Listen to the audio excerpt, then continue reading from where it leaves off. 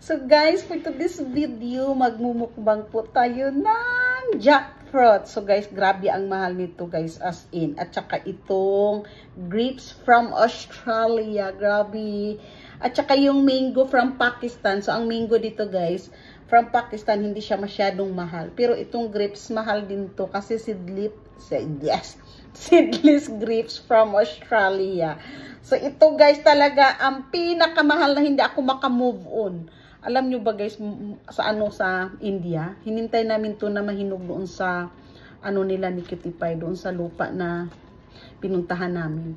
Kaso nga lang, hindi pa daw talaga pwede. Kaya wala kaming nagawa doon sa jackfruits na dalawa. Walang kakain doon guys. Ano lang daw yun, mahuhulog.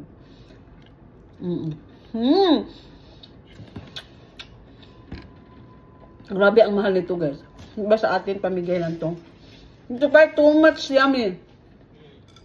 It's so sweet.